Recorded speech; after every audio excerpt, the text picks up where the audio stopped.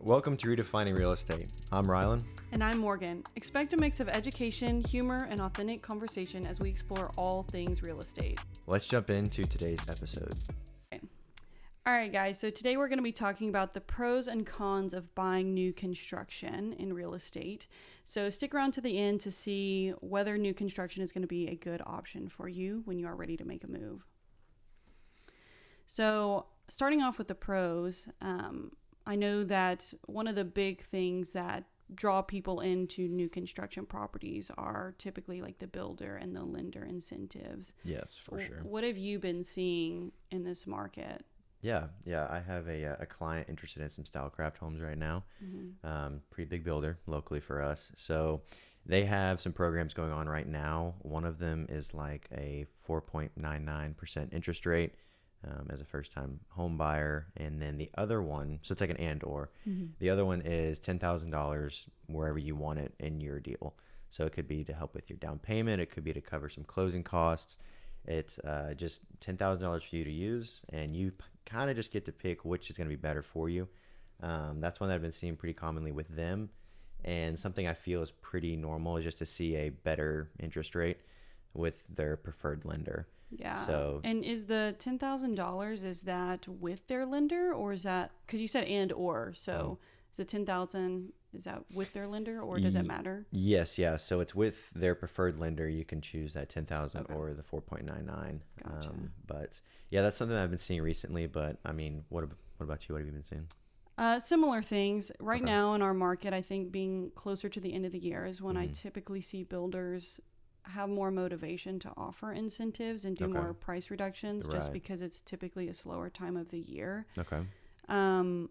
But yeah, recently I had a client go under contract with Avonlea Homes, and they got a 2% credit from the lender for Okay. using a preferred lender, of course. Right. And then we were able to negotiate in an appliance package because the house already had gutters and a bunch of other extras. For sure. So yeah, I mean, I'm seeing the same thing, at least right now. But overall, I think typically you do see those lender incentives because interest rates are higher right now. Right. They're always offering you a better interest rate if you go with their preferred lender, because basically they're making money on the lending side too. So they're able to include that in the price of the home.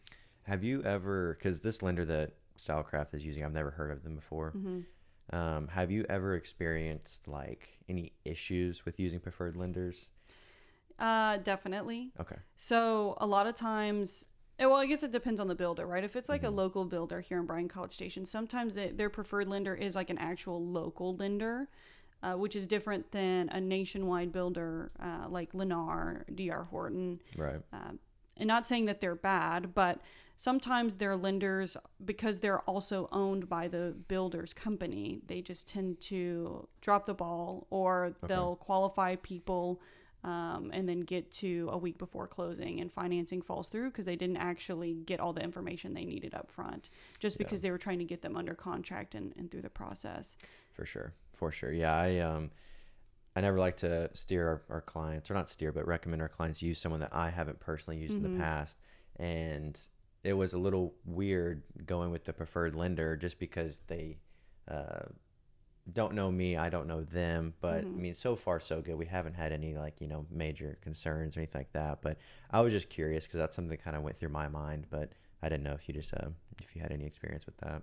Yeah. Is the preferred lender that your clients are using, are they like a local lender? They are. Yes. Okay. Yeah. So, okay. Yeah. In that case, yeah, it's a little bit different because they're used to dealing with this builder or whatnot. Yeah. But, Right. But yeah, in addition to those being something that people are looking out for, I think also another thing that gives people peace of mind are the builder warranties. So I don't know if, listeners out there are aware, but typically on a resale home, you do get a home warranty in our market. That's typical. It's like a 1-year home warranty to cover the major appliances like water heater, AC, etc. All the big stuff. Right? But with a builder, there's like a 3-tier warranty basically. So you have a 1-year workmanship warranty from the builder, meaning anything cosmetic in the home that may have been caused or need addressing from the building process, they will address that within the first year for free. And then you get a 5-year warranty typically on all of the big systems and appliances, in addition to like manufacturer warranties and whatnot. And then you get a 10-year warranty on like the big foundation roof items. And that's pretty much standard across all builders in the state of Texas right now. That's crazy. I mean, that's so much more than what you'd get off of like a resale. Right. Yeah. And so that's why we're talking about pros and cons here, because that can give a lot of peace of mind to a buyer who isn't very handy, or maybe who's older in age and doesn't want to deal with maintenance, or just, wants to get into a home and not have to deal with home ownership costs, for a little bit more time. Yeah. My clients that are under contract on that new construction, that was one of the biggest things that they kind of had a lot more like peace of mind with, because obviously a lot of people have some concerns with a brand new built home. Everybody does. Yeah. And the fact that they had those warranties in place, it really gave them a lot more like just comfort in the process and not like having to worry about too much. So it was definitely a pro for them. Yeah. And for those types of people, it's also helpful that pretty much when we do inspections on a part, even though it's not required, we still always recommend doing inspections. And there's basically a punch list created. There's no like negotiating really. It's like, okay, this is what the inspector found. Go fix it. Right. And that's honestly huge. It's huge. Yeah. Do you feel like, I mean, in your experience, I know you live in a home, and it's an older home. How would, I guess, your perspective and your client's perspective, how does that, perspective feel with having a punch list that you don't negotiate on? Yeah, it's honestly such a luxury item. I feel like it's almost like, I don't want to say it's not fair, because it is. It's a new home, they're building it, you're the clients, you're paying for it, it's gonna be perfect, you know. But it's just like so much easier just to hand somebody a list and say, hey, these things are like faulty and we need them fixed, and they just say okay. Not having to go back and forth, not having to rework the price, not having to try and find some middle ground. Like, it's none of that. It's just, here's what it is, and this is what's going to happen, and they agree and they fix it. Right. Which is just so amazing, because it's such a pro. Yeah, and the reason I asked you that is just because I know you while you live in an older home, like, you're more drawn to new construction in general. That's what a lot of your content is about. And so it makes sense that, having this negotiation process go a lot smoother. It's just generally less emotional than going back and forth in negotiations on a resale home. But yeah, that's one of the biggest things too, is the punch list. And then I'm trying to think, I guess also like neighborhood amenities, if they offer them. Yeah, I think so. That's definitely a big one. I know there's some local spots around here with like the swimming pools, rec center type event things. That's a lot of what Texas can really say, that you need a pool somewhere. Yes, you have to have some body of water. But neighborhood amenities is definitely a big deal for sure, because you don't have to maintain anything. You can just kind of show up and have a good time. But I think neighborhood amenities is a good one. Another one that my clients did without me really knowing, but they wanted just to change lots, like out of nowhere, and they wanted a corner lot instead of just like in the middle of the street. So they just told the builder, like, hey, can we go to that lot instead? We saw that it's available. We haven't broke ground yet, so can we just move across the street? And they were okay with it.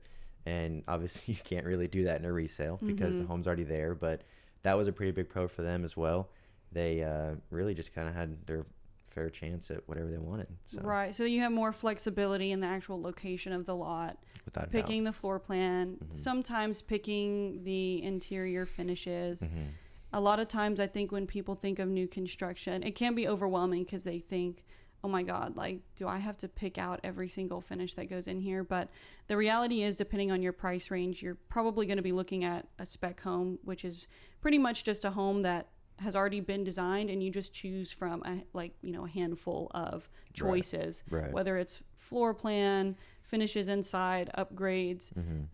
It's pretty simply laid out when you're looking in that type of price range. For sure. Yeah, my clients went to go make all their selections the other day, and their feedback on it was like, it was honestly a lot more of an approachable thing to do. They thought it was going to be super overwhelming, but the builders have really dialed in on the process of picking all that out, because I mean, you don't really know what your countertops and paints are going to look like if Mm-hmm. you haven't seen it in person. But they were able to make all their selections. They were all very happy with it. So I think that was a big thing for them too, because you get to, I mean, you get to design your own home. You know, Right. you don't have to go into a resale and say, oh, we're gonna have to fix that and this, Mm-hmm. and we're gonna have to change this paint because I don't like the way it matches. It's like you know exactly what you're getting. It's what you want. You know it's gonna work. So definitely a huge pro. Yeah. I think the other thing I was thinking of, just as you were talking about the neighborhood amenities earlier in the Mm-hmm. pool, Mm-hmm. is I think that there is some sort of social aspect to a new construction neighborhood, because I feel like even though in resale homes you typically have more projects, Mm-hmm. with new construction neighborhoods, sometimes your neighbors are closer Yeah. than, and it's like a certain type of person is looking in those neighborhoods that Mm-hmm. draws them in. For sure. So socially, if there's like a clubhouse or community areas that you can go to, I feel like it's easier to mingle with people in those types of Yeah. neighborhoods versus maybe an older neighborhood that wasn't necessarily like master developed, if you could say that, and they just don't create the same type of like social activities and amenities back in the 70s and 80s as they do now. Yeah, I think you're right. Anytime we're driving through like a new construction area, there's typically people outside being social, mowing the grass, waving around, you Mhm. know, and going to the pool, doing Mhm. all those things. So I think you're exactly right with that. So something that I think is going to be a controversial pro is deed restrictions and HOAs, because we talk Okay. to so many people that are like, absolutely not. I do not want an HOA. I want Right. nothing to do with them. I don't want anyone telling me what to do at my own house. Right. What are your thoughts on deed restrictions and HOAs? I think they're, like you say, controversial, but Yeah. I think they're a good thing for new construction. You know, you have to have some rules in place somewhere. That way you can protect your own value. Mm-hmm. You don't want to be driving down and there's a pink house randomly, because then it may affect you in the long run. But that's my opinion on it. I didn't always feel that way. I was Mhm. always kind of in the boat of like, oh, I don't want to be told what to do, all that stuff. But Yeah. looking into the long-term effects of having HOAs in place, I really think they are beneficial.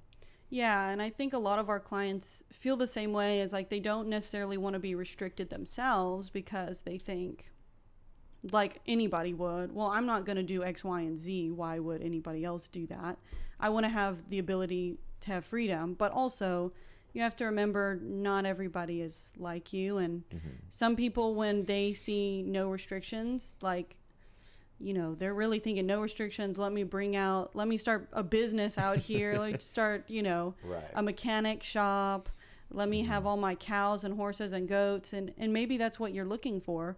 But a lot of times the reason that these builders put in place the HOA and the deed restrictions is to protect your investment, like you were saying. Yeah, and that's what's hard to kind of like really understand. It's not necessarily for you and your rules, but it's really just to help the whole community. You know, Mhm. it's not just like, oh, Morgan, we don't want you to do this. It's like, no, we don't want everyone to do this, because Right. once you start doing one thing, I mean, who knows what everyone's going to start doing. Yeah. So I think that's a good approach to look at it. Not necessarily like, oh, they don't want me doing it. It's for everybody. You know, Right. we're all under the same HOA at the end of the day with Yeah. wherever you are in your subdivision. But Right. Okay. Well, I think like the last pro that I can think of is probably just going to be, because of the time of the year that we're in right now, is looking for end of the year deals. A lot of builders want to offload, you know, the last inventory that they have that's already been built. I know last year I actually had some clients that I had been working with them for over a year as they were preparing to buy, and they were really interested in new construction, but they had been working with their lender also for over a year, and they were committed to working with her. They did not want to use a preferred lender Okay. and, you know, basically turn their back on the relationship that they had with the lender who had been Right. helping them for so long. right. And so I think it was probably around Thanksgiving that we got out and just went and looked at a home. Okay. And this was like a new construction home over in Bryan. It was one of the last properties in the neighborhood that was getting sold. So it was like Dang. they were really like wrapping it up. Yeah, it's you like know? this is it. Yeah. Okay. So we went and looked at it. We talked about making an offer, but we were concerned because they were not offering any incentives up front for using your own lender. Right. And at the end of the day, we just said, okay, well, let's just submit something and see what happens, because we really want this house. We'll close before Christmas, before the end of the year. Yeah. And the builder accepted it. And not only did they accept using an outside lender, but also offering $8,000 in concessions. Yeah. So at that point last year, like, that was a pretty big deal. For sure. Now what we're seeing is, I'm going to anticipate some of the same things. I don't know if all lenders or all builders will, be able to offer these incentives if it's not a preferred lender. But right. I think that the goal here is just to remember the builder is in sales, so they are trying to get rid of things before the new year begins. And you may be able to take advantage of some of those deals and incentives as we get closer to the end of the year. Yeah. Did the rest of the transaction process with you and your clients, that all go smoothly as well? Yeah. Okay. So nothing was like rushed because they're trying to hit a deadline. It was all okay. Well, like I said, we had been preparing for over a year. We hadn't been out looking just because they wanted to make sure their finances were in order. But by that point, they had looked at so many homes online that they had pretty much narrowed it down to certain neighborhoods, and they wanted something very specific, which only existed in one or two neighborhoods already. Right. So they were willing to compromise and basically get the best deal that they could at the time versus waiting. That's awesome. That's awesome. The only other thing I can really think of right now is, for me, showing options. You go to the spec home, the model home up front, but you get to walk so many different floor plans so quickly, which can be good and bad. But I think you, instead of having to drive all around town, you get to see 4 or 5 different floor plans, different fixtures and materials, different countertops, different paint colors. You get to see different homes within the same area, and you get to really get a feel for what the floor plans actually can provide for you. I think you narrow down your search a lot faster, because it's either you either want this hallway there or you don't. You want this bathroom here, you don't. I think that's a super big thing, because 1, it's faster. 2, you can truly get a good feel for it. And 3, it's just it's all right there. You don't have to make a bunch of different appointments. You and your clients can just grab the list of floor plans, sit there and really work through it all, make your list of pros and cons while you're there. And I think it helps the clients be able to get a good feel of what they're purchasing too. So okay, so you're saying it's about it's also ease of decision making and maintaining, I guess, timeliness in general if they're in a time crunch. I think so. Yeah, my clients were able to really just understand the floor plans easier. Because obviously, if I'm looking at a piece of paper, I can somewhat get a good idea, but for someone that it's their first time looking at a floor plan, it's not going to make sense. You're not going to be able to understand oh, okay, this is where this is. I had my clients asking different levels of stories and stuff that didn't really make sense to them, so they were able just to actually go out there, walk it, take their pictures and videos for later, and they were able just to get a better understanding of what they were purchasing. And I think that was a big pro for them in that scenario.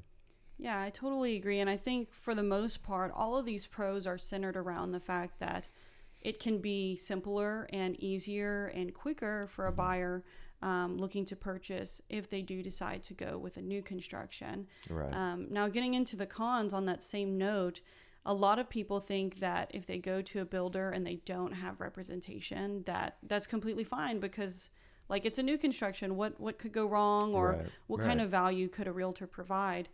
And I think that's one of the biggest cons, is that while it is a simpler, more streamlined process, that doesn't mean that you don't need representation when you go through it. Yeah, I think you're exactly right. I think we've all kind of been in a certain scenario where we may have had someone that we know just go and talk to a sales rep, and then,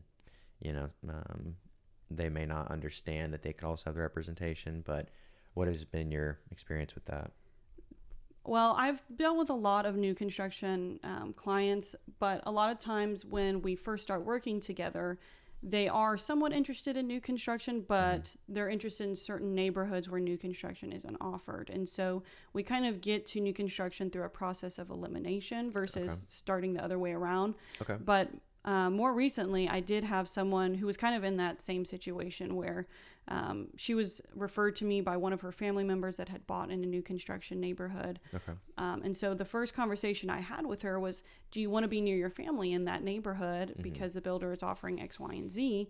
And she was like, absolutely not. The lots are too small. Houses are too close together. Okay. You know, I just don't want to feel like I'm right, like within arm's length of my neighbor, right? We hear that a lot. Gotcha. So she was like, I want to look on the outskirts of town. I don't even want to be in like BCS proper. I'm happy to be on the outskirts. I'm fine with a drive. So, you know, I work with her for a couple of weeks, get her with a lender, get her pre-approved. And then after she gets her pre-approval that same weekend, I didn't hear from her. Okay. And that following Monday, I reached out and I'm like, hey, when can we sit down together to make sure that we look at all the options? Because she had told me she was going to drive out and like look at some of the options on the outskirts of town to see what she thought of the locations. Yeah, for sure. So anyway, to make a long story short, she ended up going and talking to the builder in the neighborhood that her family lives in, which, you know, that's amazing. Right. And she said, you know, I'm talking with the builder's lender. Everything just moved so quickly. I went in to get information and like, you know, here I am. And I'm like, okay, well, you're just, you know, you're getting approved. So that's fine. Yeah. I'm still happy to help you out with this. You know, there's no pro to not having representation. Like that builder's not going to discount you the price or the price of our commission. Correct. They're just going to pocket that extra money. So I was like, okay, well, let me reach out to the sales rep in the morning, which I did. And the sales rep told me, oh, well, that person went under contract on a home last night. She already put her deposit down. So since you weren't here during our first meeting and you didn't register her with our builder, you cannot be involved. Wow. Which, you know, obviously is disappointing for me, but also concerning for the client. Yeah. Because I had created this relationship with not only her, but her family previously. And so I'm just concerned that she's not going to get taken care of.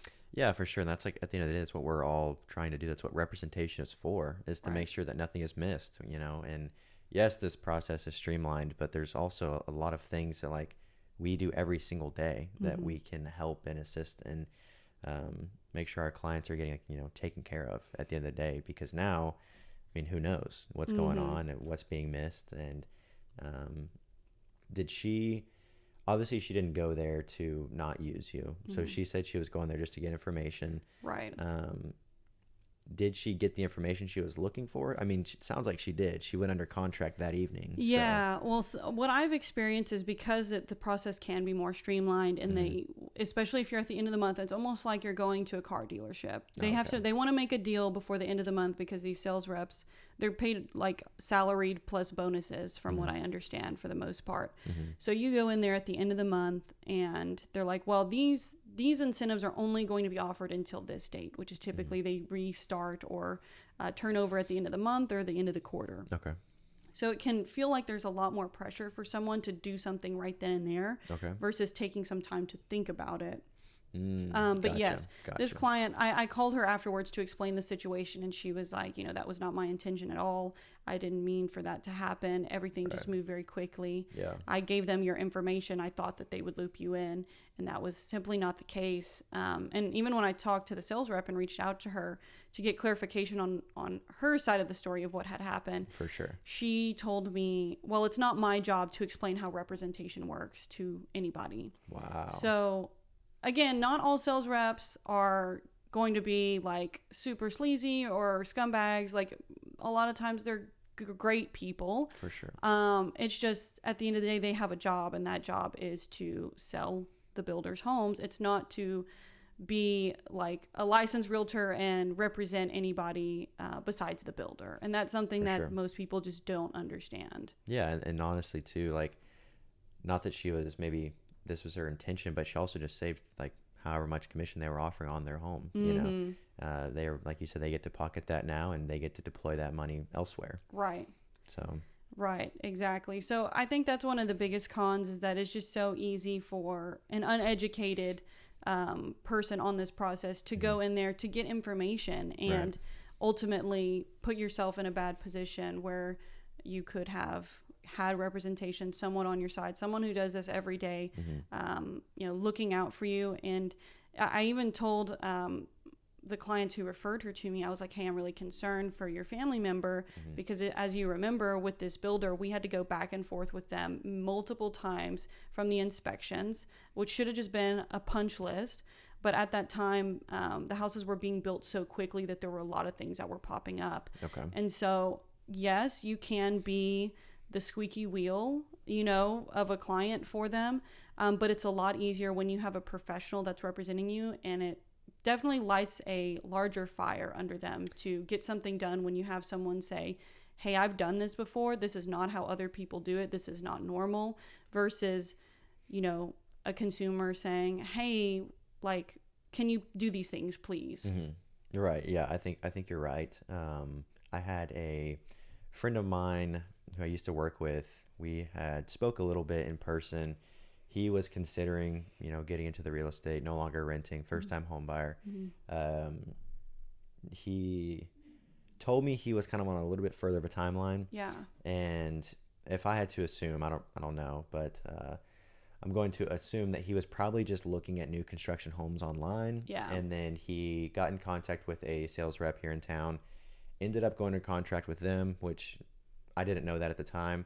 They went under contract. Home was projected to be done pretty soon, and went under contract. Home was going to be done pretty soon, and then I reached out to him again. He had let me know that the house is going to be done within, I think, the month, and I think everything went smoothly. That was my understanding of it, but you just don't really know what kind of deal he got. He may have been fine, decent sales price, qualified, fine, but right. I mean, you never really know. He could have left money on the table. He may have not, he may have missed an incentive somewhere in there. But really, again, like, not have representation, he still moved into his home. Yeah. But who knows if it could have been done faster, easier, saved him more money in the long run.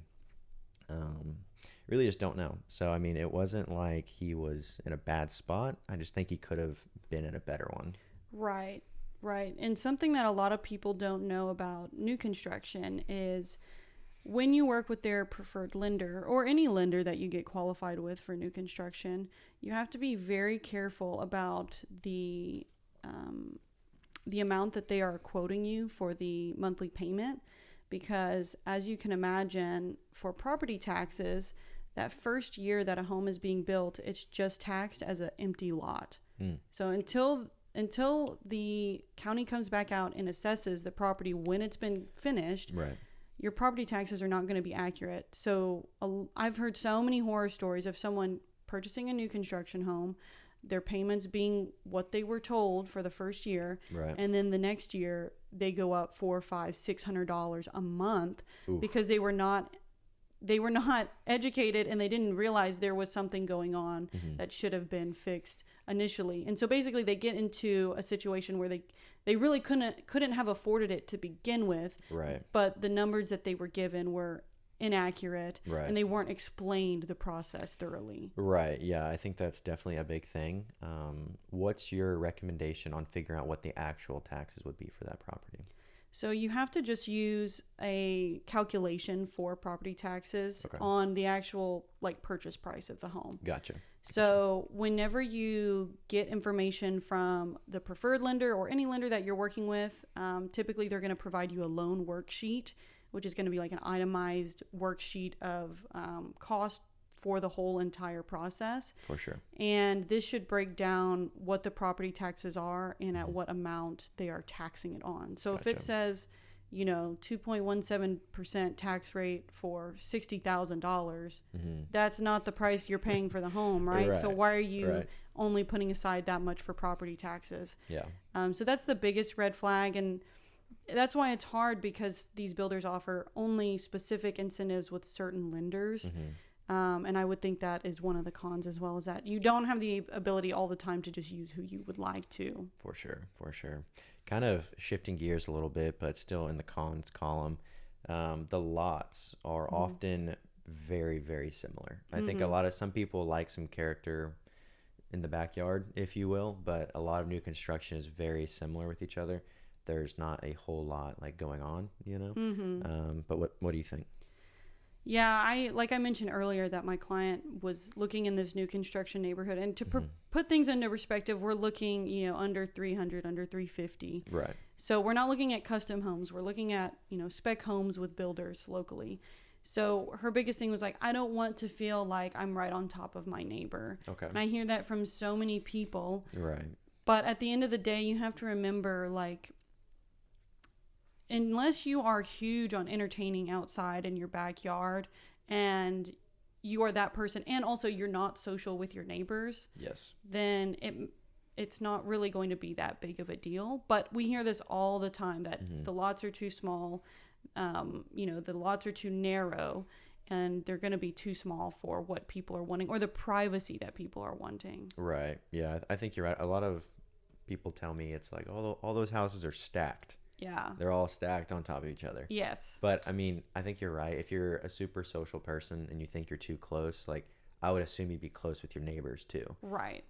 Because then you can just, go on evening walks together, hang out, or just, yell across the street if you have to. Yeah. Well, what's crazy is my stepbrother, he bought in a new construction home like early 2010s in Houston. Okay. And he lives in a cul-de-sac, and it's crazy to me. He talks about like this social aspect of his neighbors. Like, he is like best friends with everyone on his cul-de-sac, multiple people in his neighborhood, and they'll like just walk on over. Like, it's like you're living next door to friends. Yeah. And if you are that kind of social person, it's not as big of a con. If you're someone who does care about privacy, which is a lot of the people that are mentioning these comments to us, it's again like, okay, well, are you going to go outside? Yeah. If you're a very private person, how much are you spending your time outside, or potentially entertaining? Yeah. Or potentially interacting with your neighbors at all? Yeah. Yeah.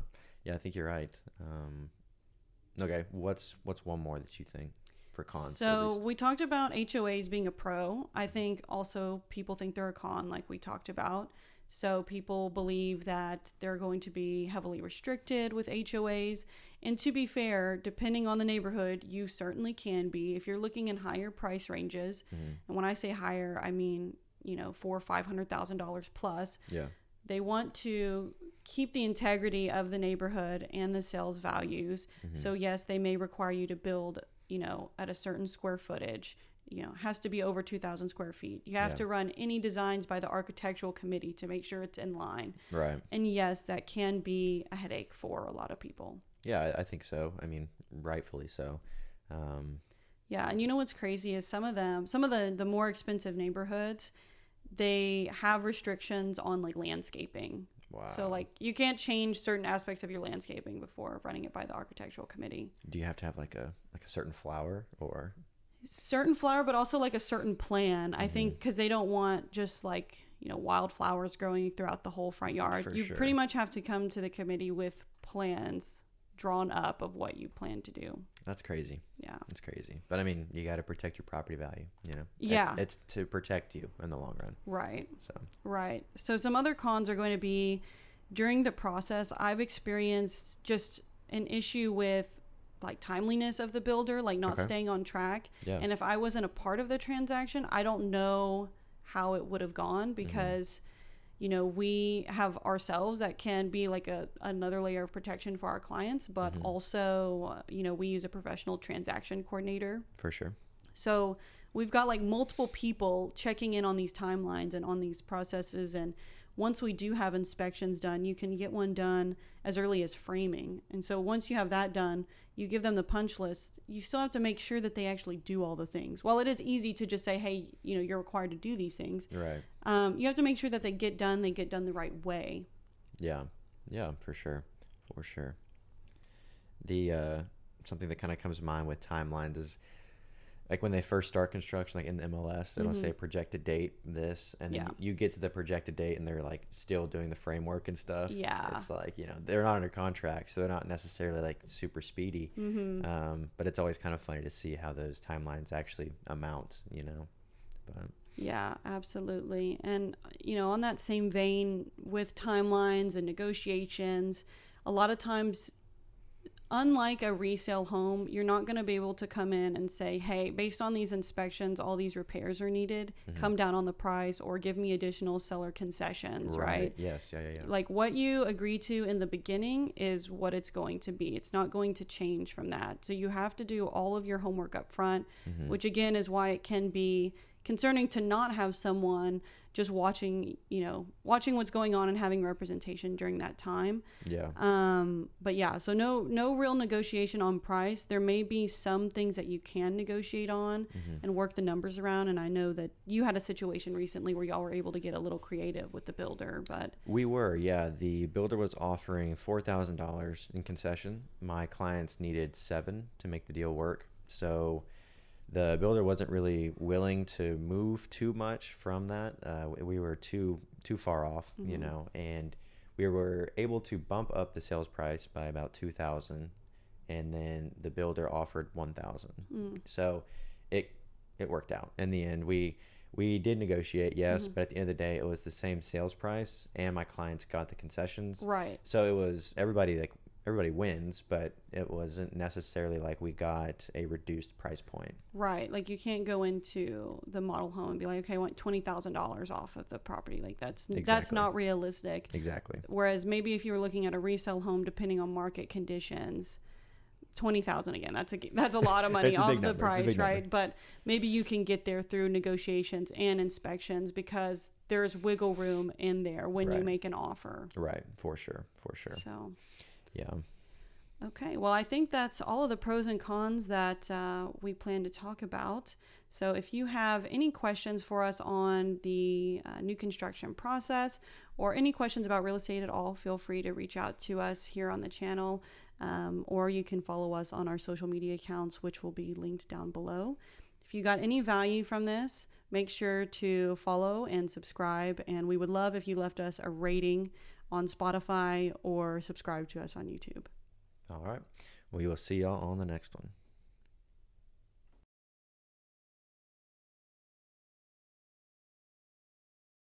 Thanks for hanging out with us today. We hope you found something useful or at least had a good time listening. Yeah. If you enjoy this episode, feel free to subscribe or share it with someone who might enjoy this content. And if you have any questions or topics you want us to cover, reach out to us on Instagram. Everything will be linked below for you.